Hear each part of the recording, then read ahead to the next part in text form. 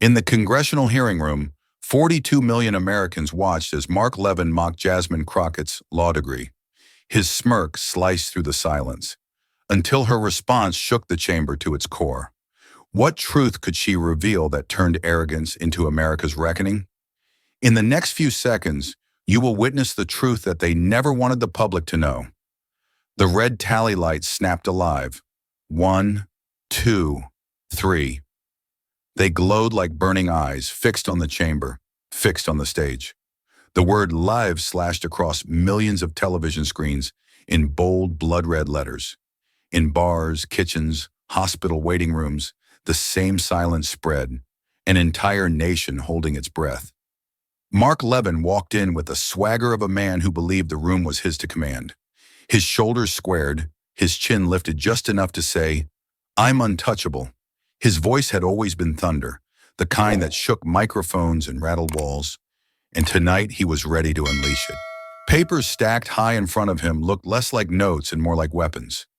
Even the scrape of his chair against the marble floor felt like part of the show. They called him the Great One. He wore the title like armor. Conservative circles adored him, radio fans worshipped him, and cameras seemed to bend toward him by instinct. He leaned back, smirk flashing beneath the fluorescent lights, as if the outcome was already written in his favor.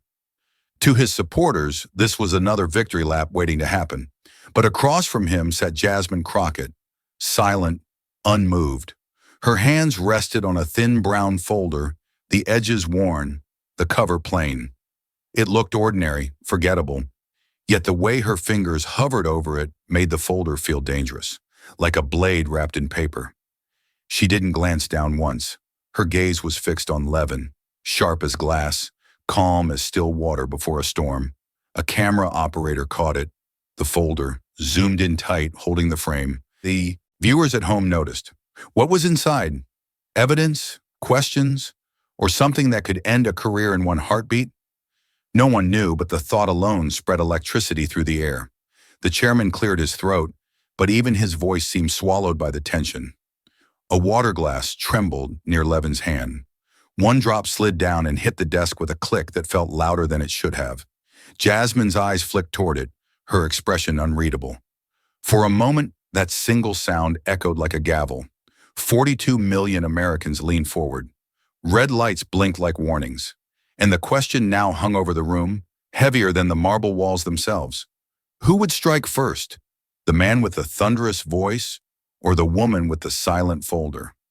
Mark Levin leaned forward, lips curling into that trademark smirk.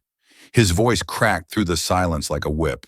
"Law degrees today," he declared, pausing just long enough to savor the moment, "are nothing but participation trophies." The words hit like a slap across the chamber. A cluster of Republican allies laughed out loud, their chuckles echoing too sharply in the marble room. It sounded less like humor and more like a pack cheering their alpha. The cameras swung fast, catching every grin, and then panned straight to Jasmine Crockett. She didn't flinch. She didn't blink. Her jaw stayed firm, her gaze steady, but her fingers tapped a slow rhythm on the desk. 3 beats, then silence. To the untrained eye, it was nothing, but to those who knew her, it was a signal. The storm was building. In living rooms across America, viewers stirred. A retired teacher in Detroit shook her head, muttering that education was no joke. A nurse in Houston frowned, insulted on behalf of every late-night student who fought for their degree.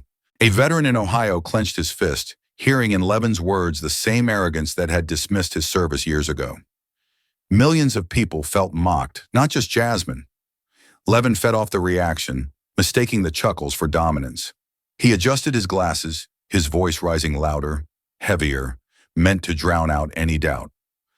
"Half of these so-called lawyers wouldn't last a day in a real constitutional debate," he boomed. "They parade credentials, but when it comes to real knowledge, empty." The Democratic side of the chamber sat frozen, their eyes darting toward Jasmine. They knew her file was ready. They knew her silence wasn't weakness, it was strategy. And in that pause, with Levin's laughter still hanging in the air, tension snapped tighter than a violin string. The cameras closed in on her hand, resting on the brown folder. Tap, tap, tap. America watched, breathless, as if those 3 quiet knocks carried more weight than Levin's entire speech. What happens when arrogance dares the storm to strike? Jasmine's hand stilled. The tapping stopped. She reached for the microphone with the kind of calm that makes a room lean closer. The air tightened. Even the cameras seemed to zoom in on their own. Her voice cut through the chamber, steady but sharp. Let's test those words against the law itself. No rise, no tremor, just a blade sliding out of its sheath. For the first time all evening, Levin's smirk faltered, almost invisible, but the cameras caught it. A ripple went through the hearing room. Republicans shifted in their chairs, suddenly less certain. Democrats straightened, sensing the shift in momentum. Reporters' fingers danced over keyboards, ready to capture the moment. Across the country, televisions flickered in kitchens and nursing homes as millions leaned forward, eyes locked. Levin forced a chuckle, trying to mask it with bravado. Test me? Congresswoman, I've been teaching America the Constitution for decades. His voice boomed, but the weight behind it felt thinner than before. He was playing defense now, and everyone could see it. Jasmine didn't blink. Then this should be easy, she said, her tone almost polite. She slid the brown folder open, revealing pages edged with yellow highlights. The microphones picked up the faint rustle of paper. To viewers, it sounded like thunder rolling in. Mr. Levin, she continued, since you dismiss law degrees as trophies, let's start with something simple.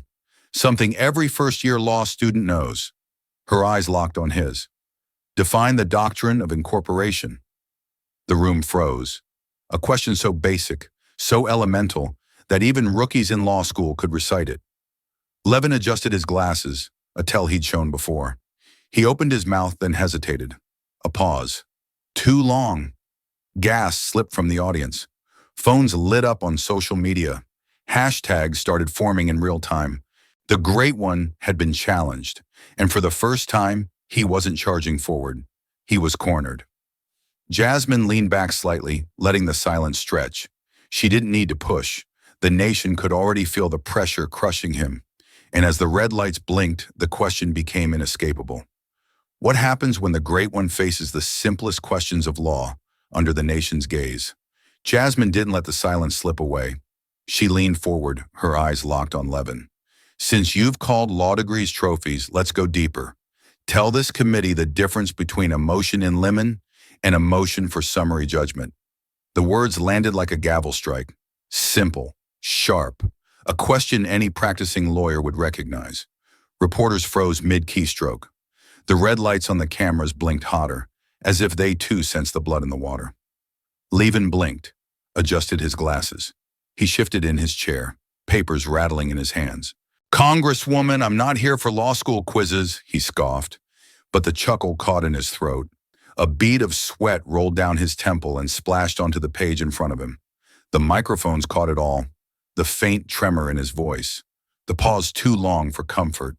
He looked down, then back up, fumbling for words.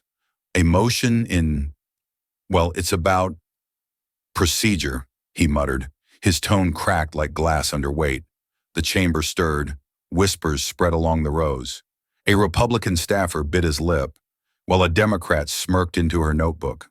The cameras zoomed in on Levin's face, catching the flush of red climbing his neck. On television screens from Florida to Michigan, viewers leaned closer, sensing the unraveling. Jasmine didn't move. She let the silence hang, every second a noose tightening around him. Finally, she spoke, calm as ever. A motion in limine keeps improper evidence out of trial. A summary judgment ends a case before it begins, when facts aren't in dispute. Basic tools of any courtroom lawyer. Her tone wasn't angry, it was surgical. The audience gasped, the sound rippling like a wave across the chamber. Levin shifted again, tugging at his collar, his smirk gone. He opened his mouth, but nothing came out. For the first time, the Great One looked small under the glare of the lights. C-SPAN's cameras cut to Jasmine's folder, still open, filled with notes he hadn't seen yet. Viewers online clipped the moment instantly, hashtags exploding. Levin lost and Crockett cuts deep. The power in the room had shifted, and as the whispers turned to murmurs, one truth pressed heavier than the marble walls. The Great One wasn't just being tested, he was failing live. The room was still vibrating from Levin's stumble when Jasmine leaned into her mic again. Her voice was calm, almost quiet, but it carried like a drum beat. "In Dallas," she began, "I wrote briefs at 3 in the morning to save a 19-year-old from 30 years in prison." The words landed heavy. The chamber hushed, cameras zooming closer to her face. She didn't raise her tone. She didn't need to. Her story gripped the air tighter than any shout. Even Levin froze, unsure how to counter something that raw, that real. Her eyes stayed on him, steady. "While you were behind a microphone mocking lawyers you'd never met, I was in a courtroom fighting for someone's future. Not theory, not opinion, a young man's life." The last word lingered like smoke. The screen cut to Levin in a split shot. Him in his studio, archived clips playing, his booming voice filling the airwaves. Then back to Jasmine's image, steady under the hearing lights, recounting sleepless nights and courtroom battles. The contrast was brutal. Performance versus practice. Theater versus survival. In living rooms across America, the difference was undeniable. A teacher in Detroit wiped her glasses, whispering, "That's real law." A Vietnam veteran in Kansas muttered, "That woman's been in the trenches." Nurses on break in a Houston hospital shook their heads at Levin's arrogance. Ordinary people understood it instantly. One played expert, the other lived it. Levin tried to interject, waving his hand like a conductor losing rhythm. "This isn't about personal stories," he snapped. But Jasmine didn't flinch. She simply leaned back, her silence daring him to finish. The pause swallowed his protest whole. Then she added softly but with precision, "Justice doesn't come with a microphone. It comes with a record, a client, a verdict. That's where I've stood." "Where have you?" Gasps broke out. Some on the Republican bench shifted uncomfortably, suddenly less eager to laugh. On Twitter, hashtags lit up. "Practice over performance. Crockett truth." Commentators clipped the moment in real time, spreading it across millions of screens. Levin gripped his papers tighter, his knuckles pale. He looked ready to shout, but no words came. And in that silence, the country felt the weight of the difference between a man who talked law and a woman who practiced it when lives were on the line. The silence in the chamber cracked first online. Twitter lit up like a wildfire, hashtags exploding in seconds. "Law Not Loud" climbed the trending list. Clips of Levin fumbling played on loop, spliced side by side with Jasmine's calm precision. Cable news scrambled to keep up. CNN flashed a chyron. Crockett corners Levin. MSNBC rolled highlights with slow-motion replays of Levin's hesitation. Fox tried to spin it with Crockett grandstands again. But even their hosts looked uneasy. No matter the angle, the story was out of their hands. In kitchens across the Midwest, retirees leaned closer to their TVs. They'd grown up on courtroom dramas. But this was no drama. It was real. A grandmother in Pennsylvania whispered, "She knows what she's talking about." A veteran in Texas nodded slowly, remembering late nights in VA hospitals where lawyers made the difference between care and neglect. The generational shift was clear. Americans over 50, once Levin's most loyal radio base, were turning. They saw the gap between shouting into a microphone and standing before a judge with someone's freedom on the line. They weren't just watching Jasmine win an argument. They were watching her prove who truly deserved the title of expert. Levin's allies on the committee shuffled in their seats, stealing glances at one another. This wasn't the show they had planned. They expected sound bites of Levin tearing down a freshman Democrat. Instead, they were trapped in a spectacle of his unraveling. The red tally lights didn't blink kindly. They recorded every stumble, every drop of sweat. Jasmine remained still, hands folded now, the folder resting beside her like a weapon that hadn't even been fully unsheathed. She didn't gloat. She didn't need to. The power of silence, of composure, told the story better than words. Phones buzzed across the nation. Trending hashtags stacked one over the other. Crockett truth. Levin exposed. Law Not Loud. Late-night hosts drafted their opening jokes before the hearing even ended. Legal scholars tweeted, calling it a masterclass in preparation. And as Levin shifted again, his smile long gone, one question hovered like a storm cloud. If he struggled against practice, if he faltered against lived experience, How could he possibly survive when the foundations of constitutional theory came next? The red lights burned hotter. The whispers had barely died down when Jasmine leaned into her mic again. Her voice was calm, almost gentle. "Mr. Levin," she said, "explain the doctrine of incorporation." The room froze, a basic question. Rights. Law school week 2. Every lawyer knew it cold. The kind of thing you could recite half asleep. Reporters looked up from their screens, sensing something about to snap. Levin blinked fast. His fingers fumbled with his papers, flipping through tabs that held nothing useful. He cleared his throat, buying time.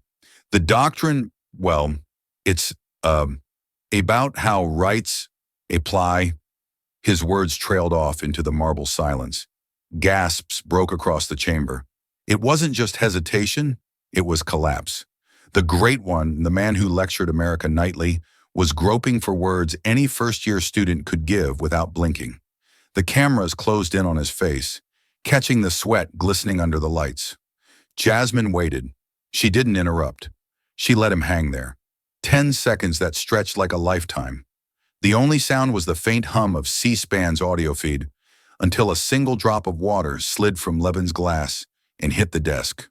Click, amplified, sharp. America heard it. Millions shivered at the sound. Then Jasmine spoke. Clear, steady. Her tone turned the chamber into a classroom, but with stakes no classroom ever held. "The doctrine of incorporation," she began, "is how the Bill of Rights, originally binding only on the federal government, applies to the states through the 14th Amendment." Her words sliced through the silence. "Selective incorporation, case by case, Gitlow vs. New York for free speech, Mapp v. Ohio for search and seizure, McDonald v. Chicago for the Second Amendment. Foundational law, not advanced, not obscure. Foundational." The cameras cut between them. Levin, red-faced, shrinking in his chair. Jasmine poised, her folder untouched, speaking without a single note. The contrast was devastating. Viewers at home felt it in their bones. One knew the law, the other only performed it. Whispers turned into murmurs, murmurs into gasps. Tweets exploded across the screen. Levin lost Law 101, Crockett schooling. The moment was no longer just a stumble. It was a reckoning. If he couldn't explain the basics, how would he survive what Jasmine had prepared next? Levin's face flushed crimson.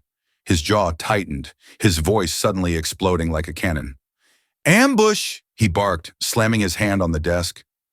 The sound ricocheted across the marble walls, but the echo felt hollow, like an old drum, loud but empty.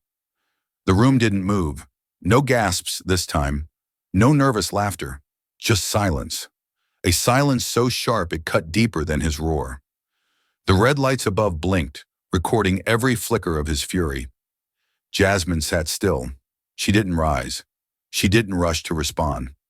Her eyes locked on Levin, calm, unblinking, holding him there like a spotlight he couldn't escape.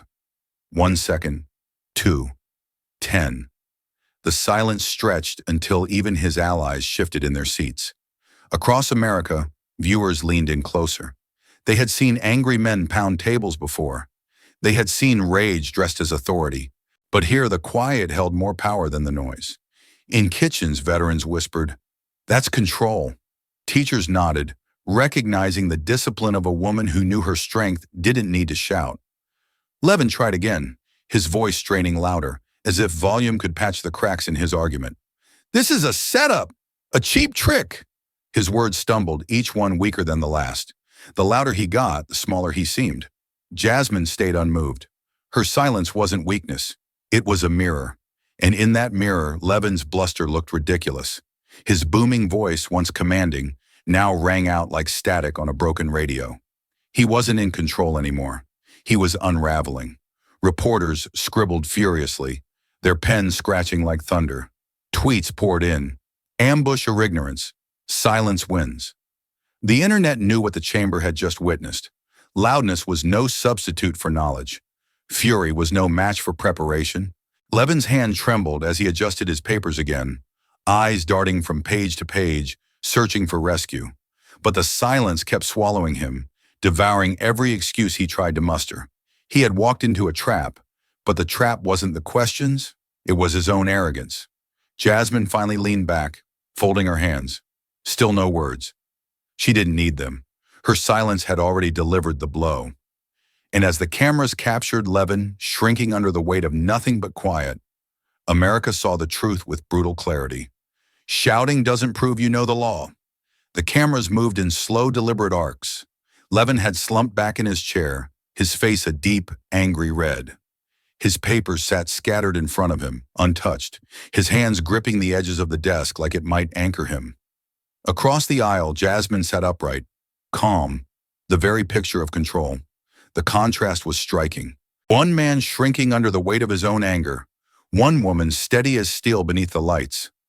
Viewers didn't need legal training to see who commanded the room now. The Great One looked less like a master of the Constitution and more like a guest who had lost his way. Phones buzzed in journalists' hands. Tweets fired instantly. Great One fails Law 101. Headlines practically wrote themselves. Screens lit up across the country with clips replayed in slow motion. His hesitation, her silence, his stumble, her precision. America was watching a crown slip. Live. Inside the chamber, whispers turned to low murmurs. Even Republican aides shifted uncomfortably, stealing glances at their phones, dreading the news cycle already taking shape.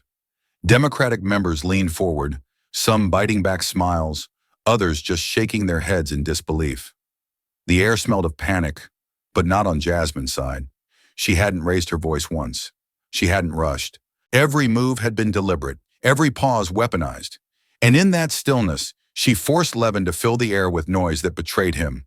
The power that once radiated from his booming presence was gone, crumbled under the weight of her composure. At home, the reaction was immediate. Older Americans who had tuned in out of habit found themselves nodding along with Jasmine. A retired judge in Florida whispered, "She's right." A veteran in Ohio muttered, "He doesn't know the basics." Living rooms buzzed with conversations, quiet confirmations that something had shifted. Levin sat forward suddenly, trying to collect himself, but it was too late. His authority had drained away on live television, and everyone knew it. The cameras lingered on his face, catching the exact moment when confidence gave way to desperation. Jasmine didn't smile. She didn't need to. Her silence, her control, had already rewritten the story of the night. And as the murmurs filled the chamber, one thought echoed across the nation. If the Great One couldn't handle the basics, what would happen when she pulled his record into the spotlight? Levin shifted forward, his voice rising again, desperate to claw back control.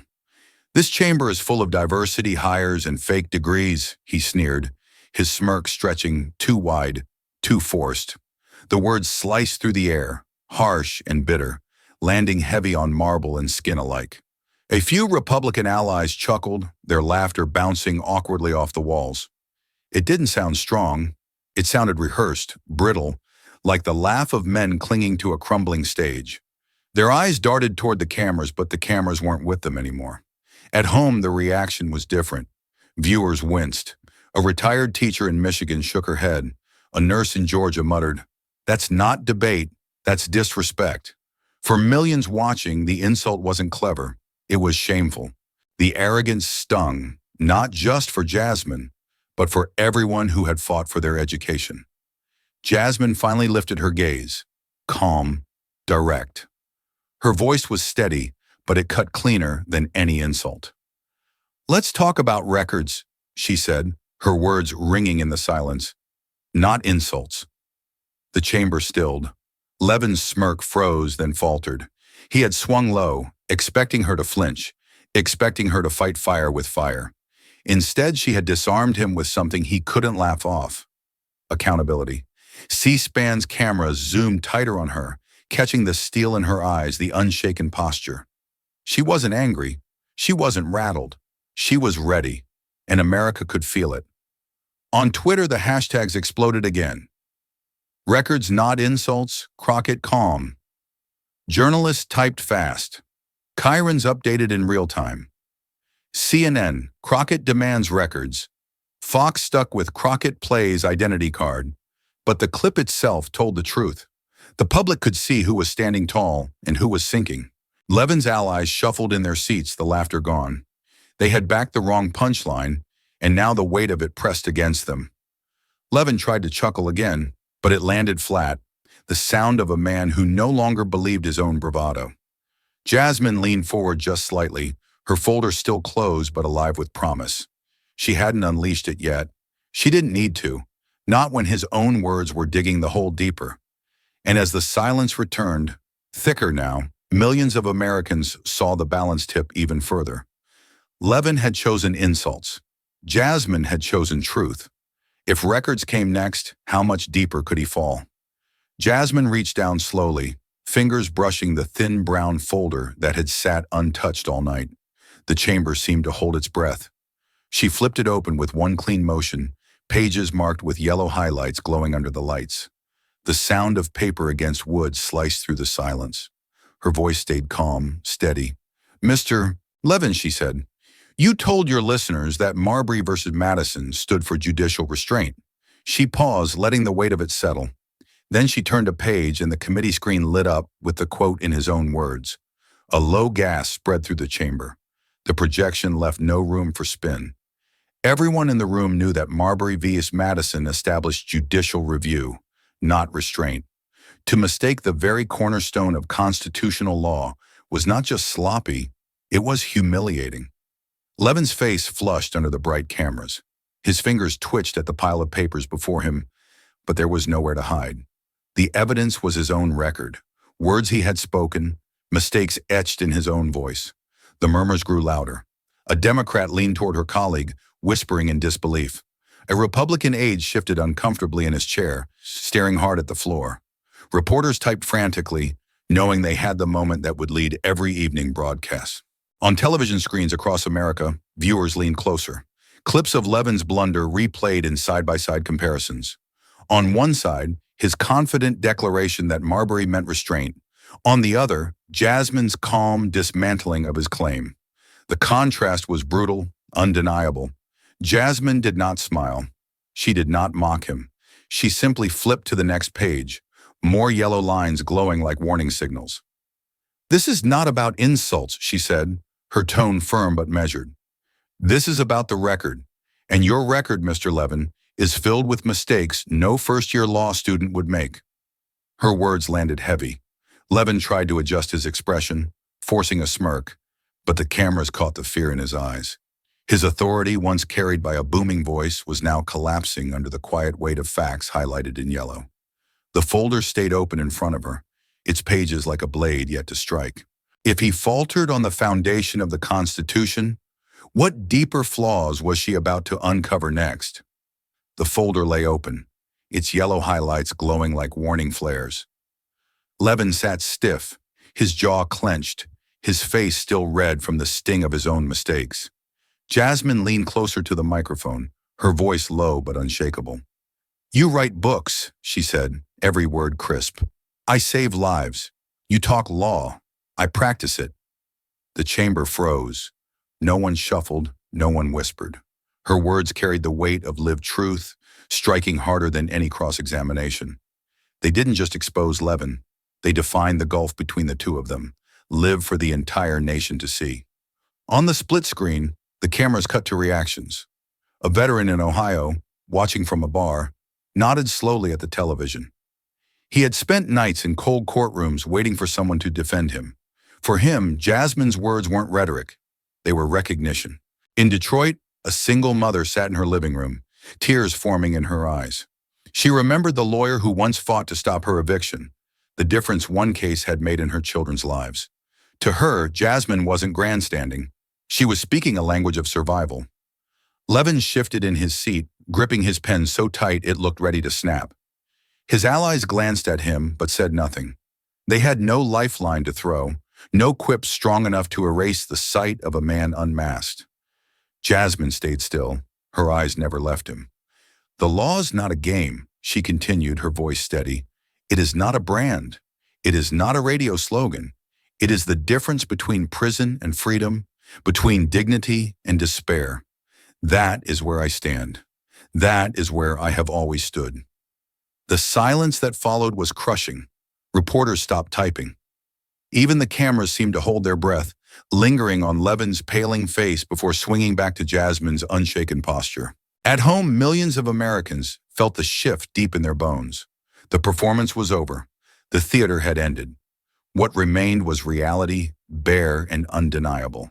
And as Levin swallowed hard, blinking under the glare of the lights, one question settled over the chamber like a storm cloud. If his past errors had been this glaring, what would happen when Jasmine dragged into daylight the doctrines he still clung to today? The chamber was still thick with tension when Jasmine leaned into the microphone again. Her voice was calm, measured, but the words landed like a hammer. "You cite Chevron," she said, "but have you read Loper Bright?" Levin froze. His mouth opened, then shut. The pen in his hand tapped against the desk, faster and faster, a nervous beat betraying him. On his face, the smirk that once looked untouchable now cracked under the lights. Reporters sensed blood. Fingers flew across keyboards, the air filled with the frantic clatter of notes. Politico pushed the first alert. "Levin hasn't read the latest ruling." The headlines spread like wildfire, screens across America flashing the same revelation. Levin tried to gather himself. "Chevron, it is still the—" His voice wavered. The chamber stirred with murmurs, the weight of collective realization filling the air. Chevron had been gutted. Loper Bright had rewritten the rulebook. His reliance on the old case wasn't just sloppy. It was ignorance, live on national television. The gallery erupted with whispers, some shaking their heads in disbelief. This wasn't a stumble, it was exposure. For decades, Levin had cast himself as the man who schooled America on the Constitution. Tonight, he looked dated, a relic clinging to doctrines that no longer stood. Jasmine didn't flinch. She leaned back slightly, her folder still open, her posture steady. Her silence after the strike was as devastating as the strike itself. Every second made Levin's hesitation more obvious, his authority smaller. Cameras captured everything. The sweat on his brow, the tremor in his hand, the uneasy glances of his allies as they shifted in their seats, knowing the clip was already viral. In living rooms across the country, the message was unmistakable. This wasn't just about winning an argument. It was about knowing the law today, not yesterday. And in that moment, under glaring lights and millions of eyes, Jasmine was the only one in the room who did. Jasmine let the silence from her last strike settle before leaning forward again. Her voice softened, but the weight of her words was heavier than ever. "This isn't just about cases and citations," she said. "This is about people, real lives." She opened the folder to a new page. A nurse in Texas, 68 years old, spent her life caring for others. When her Medicare benefits were delayed, she was forced to ration medicine. "She called my office at midnight, in tears, not knowing how to afford the pills that kept her alive." The chamber shifted. Even the staffers paused, their pens hovering in midair. The picture she painted wasn't abstract. It wasn't theory. It was flesh and blood. A woman's future balanced on the scales of a system that too often failed her. Jasmine didn't stop. She turned another page, her voice steady but thick with gravity. "A veteran in Ohio waited over a year for his benefits to be processed.